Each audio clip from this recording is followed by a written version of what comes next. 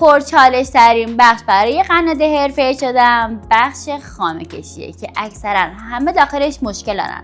حتی اگه خیلی سال هم هست داری کار میکنین قطعا بعضی جاهاشو مشکل دارین و قلقا فوت فناشو نمیتونید و من قراره داخل این ویدیو بهتون که خامه کشی اصولی و تمیز و صاف بهتون آموزش بدم که بتونید در عرض 2 دقیقه کیکتون رو خیلی صاف و شارپ خامه کشی کنی و بشه که از راحت ترین بخش کاریتون. سلام، من پرکک هستم. خیلی خوش اومدین با یک ویدیو دیگه با من. قراره داخل این ویدیو بخش خیلی مهم خامه کشی رو به صورت کاملا اصولی بهتون آموزش بدم. قطعا با دیدن این ویدیو دیگه هیچ مشکلی برای خامه کشی ندارین چون خیلی اصولی و ریز به ریز بهش پرداختم. حتما صفحه ما رو سابسکرایب کنین و این ویدیو رو هم لایک کنین و تا آخر این آموزش شما همراه باشید. بچه‌ها خامه کشی کردن به این شکلی که ما خامه واسه فیلینگ و خامه که واسه کاور داریم می‌ذاریم کاملا جدا از هم دیگه فرم میدیم. من الان خامه‌هامو قیف کردم همونجوری بهتون گفتم و همه رو داخل یخچال قرار دادم و الان به ترتیب در میارم و شروع به کاور کردن میکنم. سر قیف من بچه اون توپل بودن خیلی مهمه که تقریبا توپل بریده بشه. پس من سر قیفم رو تقریبا همون 2 سانت میبرم. نگاه کنید چه گودی به وجود میاد. این توپل بودن خیلی واسه هم مهمه و سر قیف رو زیاد باریک نمیبردیم. خامه رو میارم پایین، دور انگشت شستم قفلش میکنم و از پایین شروع میکنم به پایپ کردن. دقیقا از یه جا رو مد نظرم میگیرم. میبینید دست من خوابیده است و گردون داره به سمت بیرون میچرخه. من اگه داره نصف میشه چون که قیفم هم جنسش خوب نیست میترسم قیفم بتره که زیاد فشار نمیارم. قیف جنس خوبم تموم شده. دوباره از جایی که تمام شده بود شروع میکنم، گردون رو به سمت بیرون میچرخونم و یک طور کامل میشه. بچه‌ها اگر فشار دستتون ضعیف بود دقیقاً مثل من الان انجام میدین، از هر جا که تمام شد دوباره از همونجا شروع میکنین. این فاصله افتادن اشتباهه. مثلا میبینید الان اینجا فاصله افتاده، اینم من باید ببندم. هیچ فاصله‌ای نباید بیفته. دیدین من گردون رو به سمت بیرون چرخوندم، دستم که قیف داخلش بود و خوابوندم روی دیواره کیکم. عمود نبود، این شکلی نبود. خوابوندم که الان قیف دستمه، انگشتم به سمت بالاست، میبندمش، روی دیواره میذارم، گردون رو سمت بیرون میچرخونم و یه فشار ملایم یک دست میدم به قیفم تا خامه پایپ بشه. یه نکته موقع پایپ کردن فشار دست با سرعت گردوندن گردون باید با هم برابر باشه.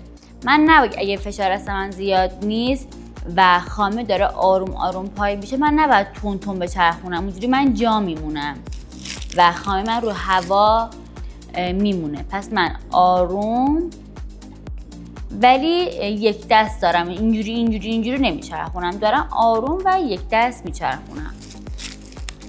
دوباره خامه رو میارم پایین. الان یه مقدار تقیف من خامه موندش. این خامه رو خب من دیگه نمیتونم به راحتی پایپش کنم و اینجوری توپل در نمیاد. این تقیفم هم زیاد خامه شلی نیست که بگم نیاز هست که بریزمش. پس من این تقیفم رو تا جایی که امکان داره میریزمش روی سطح کیک. اینقدر از خامه ممون دیگه نیاز نیست. اینو میندازم دور، ممکنه با گرمای دست من شل شده باشه.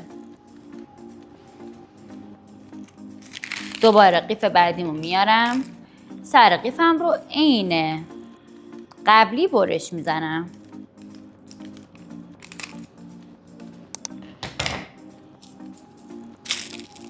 خامه رو میارم پایین. بچه باید روی همدیگه پایپ بشن. هیچ فاصله‌ای بین طبقات من ایجاد نمی کنم.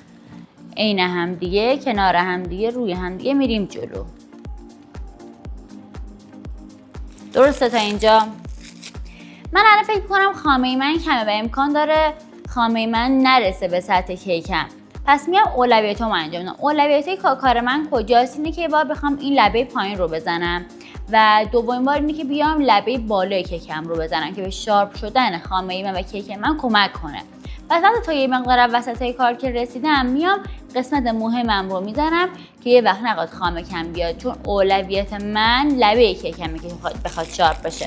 خامه‌مو میارم پایین داخل دستم، فشار میدم و فیکسش میکنم.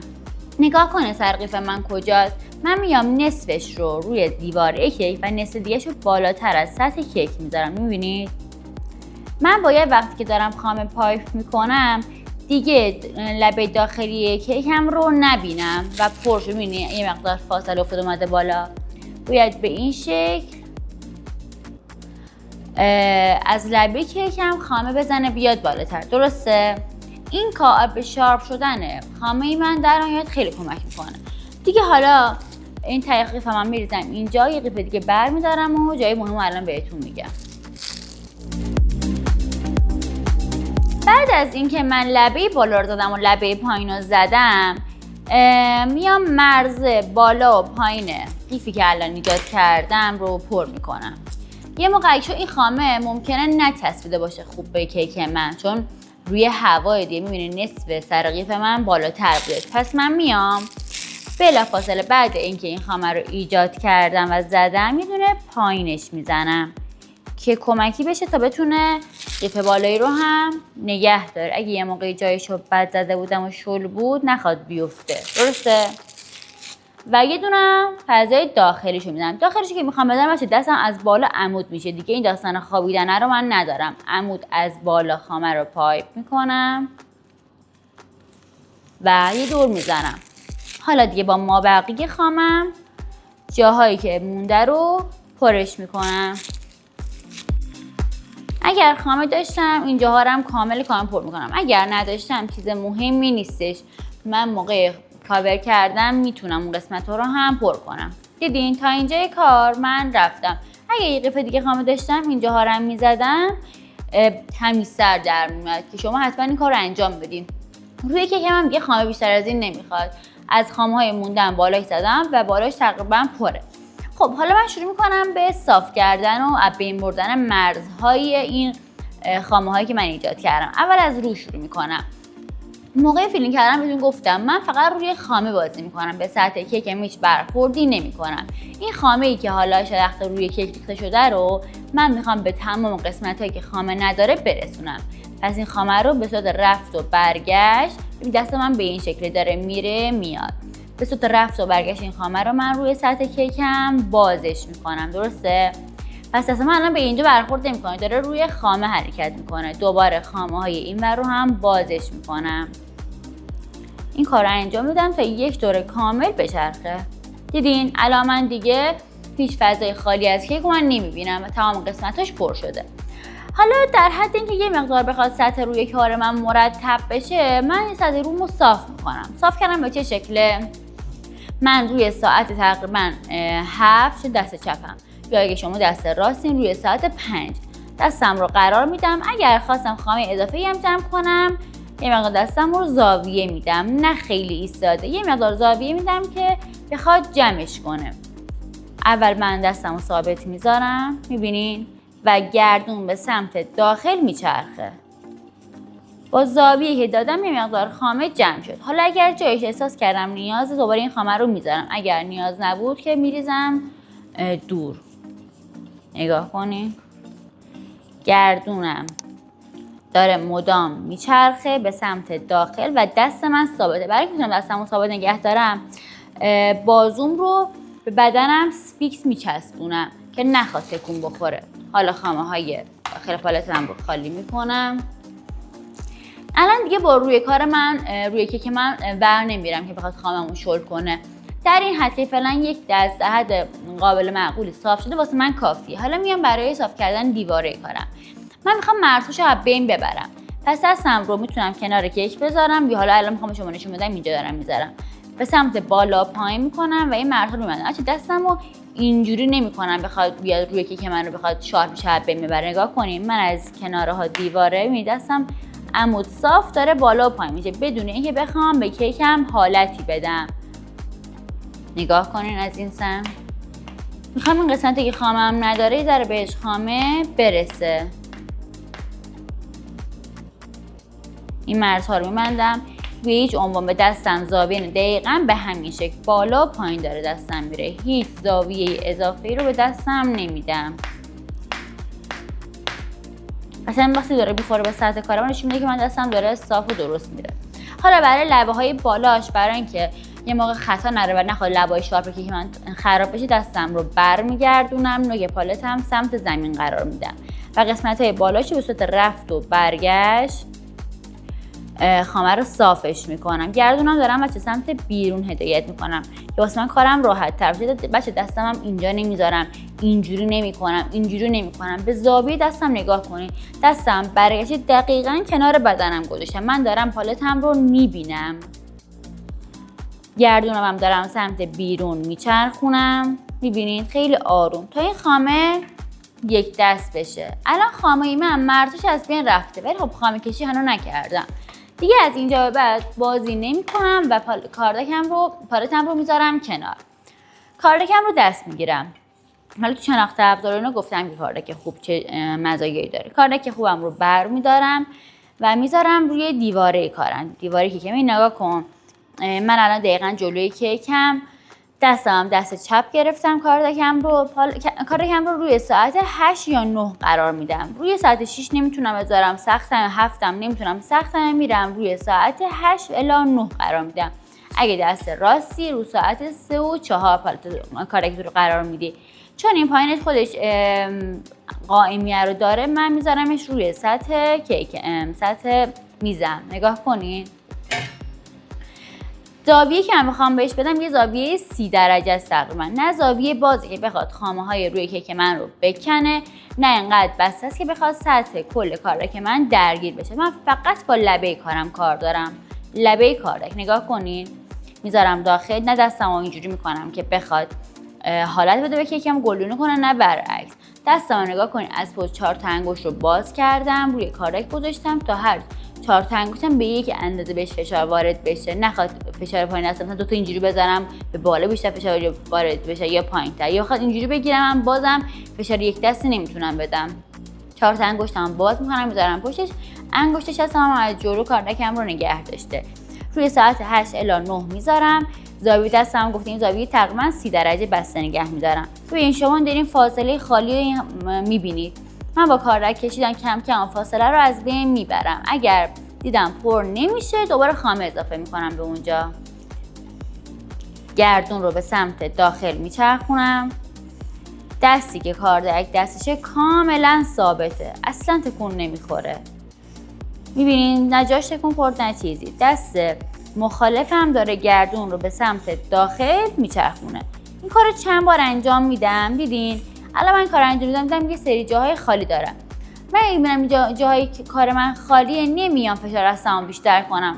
دستم رو جدا میکنم و از خامه های اضافی که مونده یا حتی که خامه جدید دارم از این خامه ها برمیدارم و قسمت هایی که خامه نداره رو پر میکنم.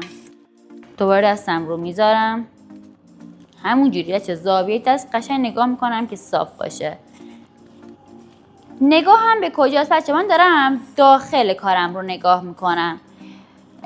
بیرون کار هم میشه نگاه کنم، ولی من با نگاه کردم به داخل کارم خیلی واسم راحت تره که نخواد کیکم گلدونی یا حالت دار بشه، پایینش بخواد باز بشه.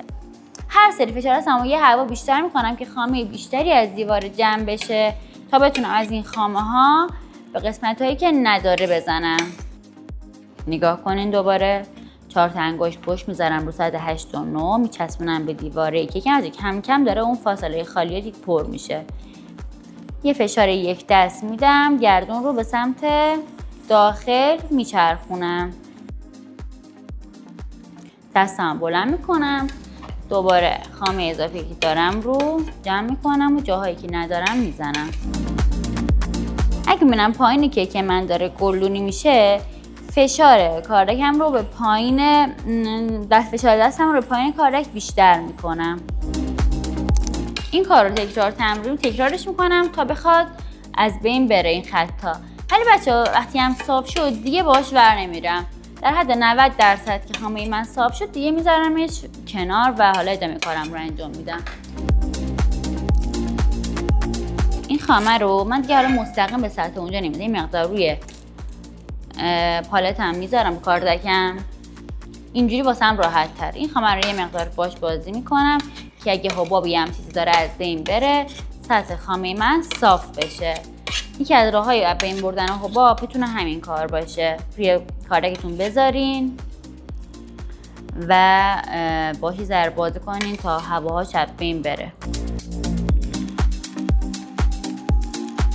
حالا الان نگاه میکنم میبینم یه مقدار لبه های بالایی که من کم داره، این بالاها رو هم پر میکنم.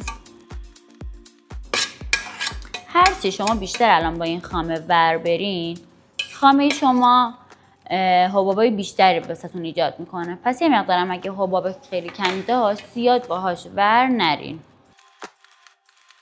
دیدین تا اینجا کار من الان صاف شد. حالا من میتونم لبه های این کار رو هم شارپش کنم یا میتونم همین بالا بذارم بمونه. من کلا بالا موندن خامه رو دوست دارم، ولی به خاطر اینکه حالا شما الان یاد بگیرین شارپ کردن رو، شارپش رو انجام میدم. برای انجام یه خامه کشی اصولی خوب، فرم دادن خامه خیلی مهمه که بتونی خامه رو مثل سنگ سفت کنی. من براتون یه دونه ویدیو آماده کردم که فرم دادن خامه رو خیلی کامل جامع توضیح دادم. اگر تو فرم دادن خامه مشکل دارید لینکش براتون این بالا میذارم، حتما اون ویدیو رو هم نگاه کنید تا پکیج فرم دادن خامه و فیلینگ و خامه کشی و همه رو کامل یاد گرفته باشین. من برای شارپ کردنش از این کارتای مترو استفاده میکنم. خیلی جنس خوبی داره و برای شارپ کردن مناسبه و همچنین سایزش کوچیک و میتونم راحت باش کار کنم.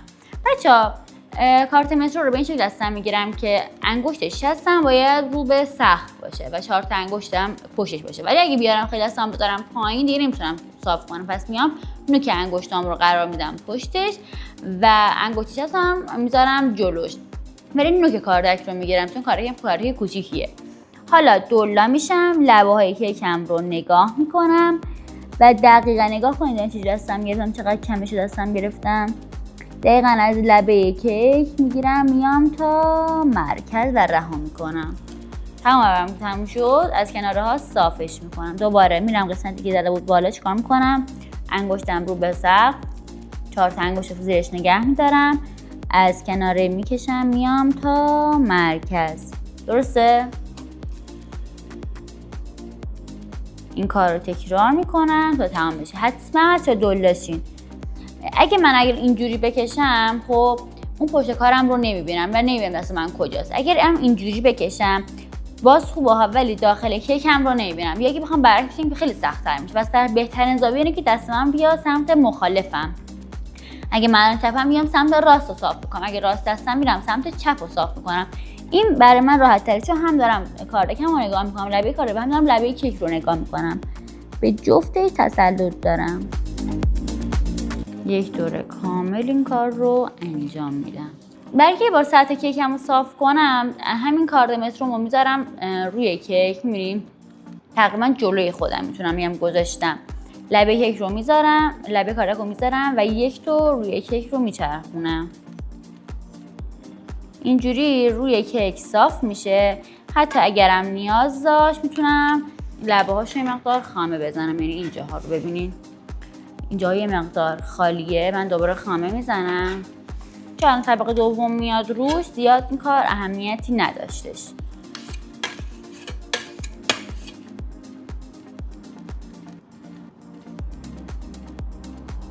با این مقدار با همین کاردکم صافش میکنم.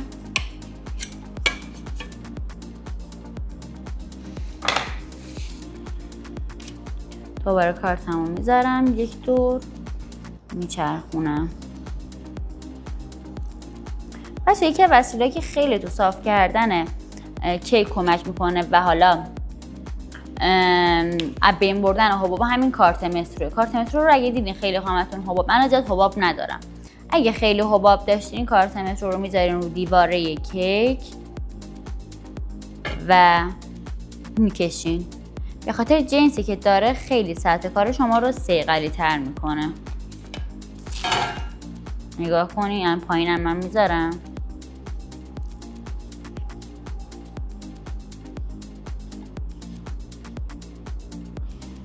ببینین سطح کار رو چقدر صیقلی تر میکنه. حالا اگه بخوام خیلی حساس میتونم اینجاها رو هم خامه بزنم، ولی کلا دارم بهتون میگم زیاد با خامه بازی نکنین. هی حساسیت به خرج ندین. هرچه بیشتر شما حساس تر باشی صدمه که به کیک میزنید خیلی بیشتره.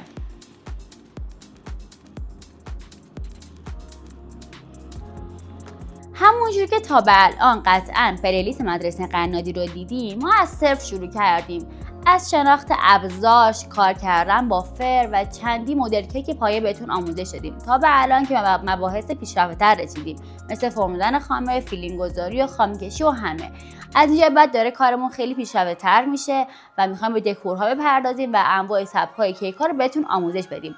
پس خیلی مهمه که تا به الان این قسمت رو خیلی اصولی و کامل آموزش دیده باشین، پله پله با ما پیش اومده باشین تا مراحل بعدی رو مشکل نخورید. حتما صفحه ما رو دنبال کنی اگه کسی هست که ما رو نداشته و اولین بار داره میبینه، چون قراره خیلی اصولی به این قضیه بپردازیم و کاملا به صورت رایگان شما یه قنات حرفه‌ای بشین. تا آموزش‌های بعدی کاربردی دیگه حتما بریم ویدیو رو با دقت نگاه کنین و منتظر آموزش‌های بعدی از صفحه ما باشید.